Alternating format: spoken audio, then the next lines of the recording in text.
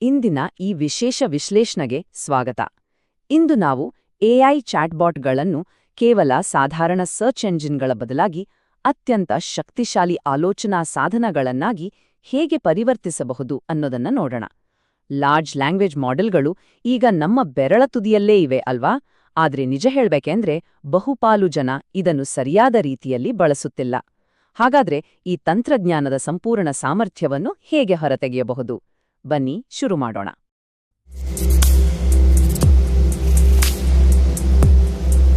ಈ ಅಂಕಿಅಂಶ ಒಮ್ಮೆ ಗಮನಿಸಿ. ಇದು ನಿಜಕ್ಕೂ ಆಶ್ಚರ್ಯಕರವಾಗಿದೆ. 95% ಬಳಕೆದಾರರು ಈಗೆಲೂ ಕೇವಲ ಮೇಲ್ಮೈ ಮಟ್ಟದಲ್ಲೇ ಅಂದ್ರೆ ಬಹಳ ಬೇಸಿಕ್ ಆಗಿ ಆಟವಾಡುತ್ತಿದ್ದಾರೆ. ಆದ್ರೆ ಕೇವಲ 5% ಜನ ಮಾತ್ರ ಈ ಸೆಕೆಂಡುಗಳಲ್ಲಿ ಅಗಾಧ ಪ್ರಮಾಣದ ಡೇಟಾ ಪ್ರಕ್ರಿಯೆಗೊಳಿಸುವ ಟೂಲ್ನ ನೈಜ ಶಕ್ತಿಯನ್ನು ಅರ್ಥ ಮಾಡಿಕೊಂಡು ಅದರ ಸಂಪೂರ್ಣ ಲಾಭ ಪಡೆಯುತ್ತಿದ್ದಾರೆ. ನಾವು ಆ 5%ದಲ್ಲಿ ಇರಬೇಕು ಅಲ್ವಾ? ಸರಿ, ಇಂದಿನ ನಮ್ಮ ಚರ್ಚೆಯ ಹರಿವು ಹೀಗಿರಲಿದೆ. ಇಲ್ಲಿ ಒಟ್ಟು 6 ವಿಶಿಷ್ಟ ತಂತ್ರಗಳಿವೆ. ನಾವು ಮಾಡುವ ಅತಿದೊಡ್ಡ ಎಐ ತಪ್ಪಿನಿಂದ ಹಿಡಿದು ಗೂಗಲ್ ಅನ್ನು ಯಾವಾಗ ಬಳಸಬೇಕು ಅನ್ನೋದರವರೆಗೂ ಒಂದೊಂದಾಗಿ ನೋಡ್ತಾ ಹೋಗೋಣ.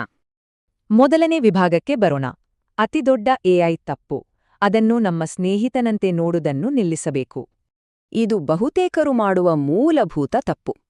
ಎಐಯನ್ನು ಒಂದು ಸಾಂತ್ವನ ಹೇಳುವ ಸ್ನೇಹಿತನಂತೆಯೋ ಅಥವಾ ಒಂದು ಸಾಮಾನ್ಯ ಸರ್ಚ್ ಎಂಜಿನ್ ತರಾನೋ ಬಳಸ್ತೇವೆ. ಆದ್ರೆ ಅಸಲಿಗೆ ಅದು ಅಗಾಧ ಪ್ರಮಾಣದ ಡೇಟಾವನ್ನು ವಿಶ್ಲೇಷಿಸುವ ಒಂದು ಗಂಭೀರ ಸಾಧನ. ನೆನಪಿರ್ಲಿ, ಅದು ಮನುಷ್ಯನಲ್ಲ, ಖಂಡಿತವಾಗಿಯೂ ನಮ್ಮ ಸ್ನೇಹಿತನೂ ಅಲ್ಲ. ಇಲ್ಲಿನ ಅತಿ ಮುಖ್ಯವಾದ ಅಂಶ ಅಂದರೆ ಸ್ಯಾಟಿಸ್ಫೈಡ್ ಮೋಡ್ ಅನ್ನು ಆಫ್ ಮಾಡುವುದು. ನಮಗೆ ಕೇವಲ ಹೌದು ಎನ್ನುವ ಭಾವನಾತ್ಮಕ ಉತ್ತರಗಳಿಗಿಂತ ವಿಮರ್ಶಾತ್ಮಕ ಚಿಂತನೆ ಬಹಳ ಮುಖ್ಯ.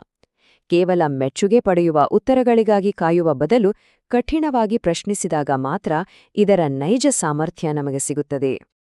ಈಗ ಎರಡನೇ ವಿಭಾಗಕ್ಕೆ ಹೋಗೋಣ. ದೃಷ್ಟಿಕೋನವನ್ನು ಬದಲಾಯಿಸುವುದು ಮತ್ತು ರೋಲ್ ಪ್ಲೇ ಶಕ್ತಿ. ಇದು ಉತ್ತರಗಳ ಗುಣಮಟ್ಟವನ್ನು ಹೇಗೆ ಬದಲಾಯಿಸತ್ತೆ ಅಂತ ನೋಡೋಣ. ಉದಾಹರಣೆಗೆ, ಒಂದು $10,000 ಹೂಡಿಕೆ ಮಾಡಬೇಕು ಅಂತ ಇಟ್ಟುಕೊಳ್ಳಿ. ಕೇವಲ ಸಾಮಾನ್ಯ ಅಭಿಪ್ರಾಯವನ್ನು ಕೇಳುವ ಬದಲು ಎಐಗೆ ಒಂದು ಪಾತ್ರವನ್ನು ನೀಡಿ. ಒಬ್ಬ ಹಣಕಾಸು ಸಲಹೆಗಾರನಾಗಿ ಯೋಚಿಸು, ಅಥವಾ ಒಬ್ಬ ಟೆಕ್ ಉದ್ಯಮಿಯಾಗಿ ಸಲಹೆ ನೀಡು ಅಂತ ಕೇಳಿದಾಗ ಕೇವಲ ಸಾಧಾರಣ ಉತ್ತರಗಳ ಬದಲು ಅತ್ಯಂತ ಬುದ್ಧಿವಂತ ಮತ್ತು ಭಿನ್ನವಾದ ಆಲೋಚನೆಗಳು ಹೊರಬರುತ್ತವೆ. ಇದನ್ನೇ ರೋಲ್ ಪ್ಲೇ ಮ್ಯಾಜಿಕ್ ಅಂತ ಕರೆಯೋದು. ಸರಿ, ಈಗ ಮೂರನೇ ವಿಭಾಗದತ್ತ ಗಮನಹರಿಸೋಣ. ಸಂದರ್ಭವನ್ನು ಕಡ್ಡಾಯಗೊಳಿಸುವುದು ಮತ್ತು ಮೊದಲು ನನ್ನನ್ನು ಪ್ರಶ್ನಿಸಿ ಎನ್ನುವ ತಂತ್ರ. ಇದು ನಿಜಕ್ಕೂ ಒಂದು ಗೇಮ್ ಚೇಂಜರ್. ನಮ್ಮ ಪ್ರಾಂಪ್ಟ್ ಕೊನೆಯಲ್ಲಿ ಕೇವಲ ಮೊದಲು ಸ್ಪಷ್ಟೀಕರಣದ ಪ್ರಶ್ನೆಗಳನ್ನು ಕೇಳಿ ಅನ್ನೋ ಒಂದೇ ಒಂದು ವಾಕ್ಯವನ್ನು ಸೇರಿಸಿದ್ರೆ ಸಾಕು, ಕೆಲಸದ ಹರಿವು ಸಂಪೂರ್ಣ ಬದಲಾಗುತ್ತದೆ. ಏನೇನೋ ಊಹೆಗಳ ಮೇಲೆ ಉತ್ತರ ಕೊಡುವ ಬದಲು ಸರಿಯಾದ ಸಂದರ್ಭವನ್ನು ಅರ್ಥಮಾಡಿಕೊಳ್ಳಲು ಎಐ ನಮ್ಮನ್ನೇ ಮರುಪ್ರಶ್ನೆ ಮಾಡುತ್ತದೆ. ಇದರಿಂದ ನಮಗೆ ಬೇಕಾದ ನಿಖರವಾದ ಫಲಿತಾಂಶ ಸಿಗುವುದು ಖಚಿತ. ನಮಗೆ ಯಾವ ತರಹದ ಔಟ್ಪುಟ್ ಬೇಕು ಅನ್ನೋದನ್ನು ಸ್ಪಷ್ಟವಾಗಿ ಹೇಳುವುದು ಕೂಡ ಅಷ್ಟೇ ಮುಖ್ಯ. ಇದನ್ನು ವಿವರಿಸಿ ಅಂತ ಸುಮ್ಮನೆ ಹೇಳುವುದಕ್ಕೂ, ಇದನ್ನು ಒಬ್ಬ 12 ವರ್ಷದ ವಿದ್ಯಾರ್ಥಿಗೆ ಅರ್ಥವಾಗುವಂತೆ ವಿವರಿಸಿ ಅಥವಾ ಭೌತಶಾಸ್ತ್ರದ ವಿದ್ಯಾರ್ಥಿಗೆ ವಿವರಿಸಿ ಅಂತ ಹೇಳುವುದಕ್ಕೂ ಅಜಗಜಾಂತರ ವ್ಯತ್ಯಾಸವಿದೆ. ನಿಖರವಾದ ಸ್ವರೂಪವನ್ನು ನೀಡಿದಾಗ ತಪ್ಪು ಊಹೆಗಳಿಗೆ ಅಲ್ಲಿ ಜಾಗವೇ ಇರೋದಿಲ್ಲ. ಈಗ 4ನೇ ವಿಭಾಗ, ಆಳವಾದ ತಾರ್ಕಿಕತೆಯನ್ನ ಅನ್ಲಾಕ್ ಮಾಡೋದು. ಇಲ್ಲಿ ಒಂದು ಮ್ಯಾಜಿಕ್ ನುಡಿಗಟ್ಟಿದೆ. ಅದೇನ್ ಗೊತ್ತಾ? ಕೇವಲ ಹಂತ ಹಂತವಾಗಿ ಯೋಚಿಸಿ, ಅಂದರೆ ಥಿಂಕ್ ಸ್ಟೆಪ್ ಬೈ ಸ್ಟೆಪ್ ಅಂತ ಸೂಚಿಸುವುದು. ಕೇಳಲು ಇದು ಬಹಳ ಚಿಕ್ಕದಾಗಿ ಕಾಣಬಹುದು, ಆದರೆ ಇದರ ಶಕ್ತಿ ಅಪಾರ. ಇದು ಎಐ ಅನ್ನು ಹೆಚ್ಚು ಕಷ್ಟಪಟ್ಟು ಕೆಲಸ ಮಾಡುವಂತೆ ಮಾಡುತ್ತದೆ. ಜೊತೆಗೆ ಎಷ್ಟೇ ಸಂಕೀರ್ಣ ಸಮಸ್ಯೆ ಇದ್ರೂ ಅದನ್ನು ಬಿಡಿಸಿ ಎಚ್ಚರಿಕೆಯಿಂದ ತರ್ಕಿಸಲು ಸಹಾಯ ಮಾಡುತ್ತದೆ. ಅಂತಿಮ ಉತ್ತರ ಏನು ಅನ್ನೋದಕ್ಕಿಂತ ಆ ಉತ್ತರವನ್ನು ತಲುಪಿದ ದಾರಿ ಮತ್ತು ಅದರ ಹಿಂದಿನ ತರ್ಕ ನಮಗೆ ಬಹಳ ಮುಖ್ಯ. ಈ ಪ್ರಕ್ರಿಯೆ ನಮಗೆ ಕಣ್ಣಿಗೆ ಕಾಣುವಂತೆ ಮಾಡೋದ್ರಿಂದ ಮಧ್ಯದಲ್ಲಿ ಆಗಬಹುದಾದ ತಪ್ಪುಗಳನ್ನು ನಾವು ಸುಲಭವಾಗಿ ಕಂಡುಹಿಡಿಯಬಹುದು. ಕೇವಲ ಫಲಿತಾಂಶವನ್ನಷ್ಟೇ ಪಡೆಯದೆ ಅದರ ಹಿಂದಿನ ಆಲೋಚನಾ ಕ್ರಮವನ್ನು ಪಡೆಯೋದೇ ನಿಜವಾದ ಅಪ್ಗ್ರೇಡ್. ವಿಭಾಗ 5, ದೀರ್ಘಕಾಲೀನ ಎಐ ಮೆಮರಿ ಯೋಜನೆಗಳು ಮತ್ತು ಸೂಚನೆಗಳು. ಈ ದೀರ್ಘಕಾಲೀನ ಮೆಮರಿ ನಮ್ಗೆ ಹೇಗೆ ಒಂದು ದೊಡ್ಡ ಅಡ್ವಾಂಟೇಜ್ ಆಗತ್ತೆ ಅಂತ ನೋಡೋಣ. ಮೆಮರಿ ಮತ್ತು ಪ್ರಾಜೆಕ್ಟ್ಗಳು ಇತ್ತೀಚಿನ ಅತ್ಯುತ್ತಮ ವೈಶಿಷ್ಟ್ಯಗಳು. ಪ್ರತಿ ಬಾರಿಯೂ ನಾವು ಎಐ ಜೊತೆ ಮಾತನಾಡುವಾಗ ಮತ್ತೆ ಮೊದಲಿನಿಂದ ಎಲ್ಲವನ್ನೂ ವಿವರಿಸುವ ಅಗತ್ಯವಿಲ್ಲ. ನಮ್ಮ ಶೈಲಿ, ನಮ್ಮ ಅಂತಿಮ ಗುರಿ ಮತ್ತು ಒಟ್ಟಾರೆ ಸಂದರ್ಭವನ್ನು ಎಐ ನೆನಪಿನಲ್ಲಿಟ್ಟುಕೊಳ್ಳುತ್ತದೆ. ಇದು ನಿಜಕ್ಕೂ ನಮ್ಮ ಕೆಲಸದ ವೇಗವನ್ನು ಹೆಚ್ಚಿಸುತ್ತದೆ. ಅಂದರೆ ನಮ್ಮ ಭವಿಷ್ಯದ ಕೆಲಸಗಳಿಗಾಗಿ ನಮಗೆ ಬೇಕಾದ ನಿರ್ದಿಷ್ಟ ಧ್ವನಿ, ಪಾತ್ರಗಳು ಮತ್ತು ಔಟ್ಪುಟ್ ಶೈಲಿಯನ್ನು ಒಮ್ಮೆಲೇ ಪ್ರಾಜೆಕ್ಟಲ್ಲಿ ಲಾಕ್ ಮಾಡಬಹುದು.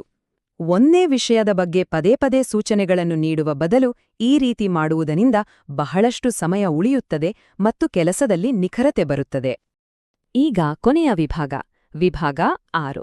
ಗೂಗಲ್ ಅನ್ನು ಯಾವಾಗ ಬಳಸಬೇಕು ಮತ್ತು ಎಐನ ಮಿತಿಗಳನ್ನು ಅರ್ಥಮಾಡಿಕೊಳ್ಳುವುದು. ಎಲ್ಲದಕ್ಕೂ ಎಐ ಬಳಸೋಕೆ ಆಗಲ್ಲ ಅಲ್ವಾ? ಹೌದು, ಎಐ ಮಾದರಿಗಳಿಗೂ ಮಿತಿಗಳಿವೆ. ಜ್ಞಾನದ ಕಡಿತ ಅಂದರೆ ನಾಲೆಡ್ಜ್ ಕಟ್ ಆಫ್ ಅನ್ನು ನಾವು ನೆನಪಿನಲ್ಲಿಡಬೇಕು.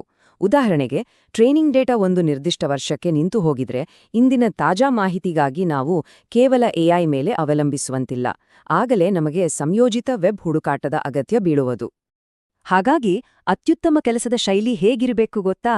ಮಿಂಚಿನ ವೇಗದ ವಾಸ್ತವಿಕ ಸಂಗತಿಗಳು. ಲೇಟೆಸ್ಟ್ ಸುದ್ದಿಗಳಿಗಾಗಿ ನಾವು ಗೂಗಲ್ನಂತಹ ಸರ್ಚ್ ಇಂಜಿನ್ಗಳನ್ನು ಬಳಸಬೇಕು. ಆದರೆ ಆ ಸಂಗತಿಗಳನ್ನು ವಿಶ್ಲೇಷಿಸಲು, ರಚನೆಗೆ ಒಳಪಡಿಸಲು ಮತ್ತು ಆಳವಾದ ತಾರ್ಕಿಕತೆಯ ಅಗತ್ಯವಿದ್ದಾಗ ನೇರವಾಗಿ ಎಐ ಕಡೆಗೆ ತಿರುಗಬೇಕು. ಇದುವೇ ಪರ್ಫೆಕ್ಟ್ ಬ್ಯಾಲೆನ್ಸ್. ಈ ಎಲ್ಲ ಅದ್ಭುತ ತಂತ್ರಗಳನ್ನು ನೋಡಿದ ಮೇಲೆ ಕೊನೆಯದಾಗಿ ಒಂದು ಪ್ರಶ್ನೆ. ಈ ತಂತ್ರಜ್ಞಾನವನ್ನು ನಾವಿನ್ನೂ ಕೇವಲ ಒಂದು ಸಾಂದರ್ಭಿಕ ಆಟಿಕೆಯಾಗಿ ನೋಡಬೇಕಾ? ಖಂಡಿತ ಇಲ್ಲ. ಇದನ್ನು ಒಂದು ಗಂಭೀರವಾದ ಆಲೋಚನಾ ಸಾಧನವಾಗಿ ಬಳಸಿಕೊಳ್ಳುವ ಸಮಯ ಈಗಾಗಲೇ ಬಂದಿದೆ. ಈ 6 ಸರಳ ತಂತ್ರಗಳನ್ನು ನಮ್ಮ ದಿನನಿತ್ಯದ ಕೆಲಸಗಳಲ್ಲಿ ಅಳವಡಿಸಿಕೊಂಡ್ರೆ ನಾವು ಕೂಡ ಆ ಟಾಪ್ 5% ಜನರ ಪಟ್ಟಿಗೆ ಸೇರಬಹುದು. ಯೋಚಿಸಿ.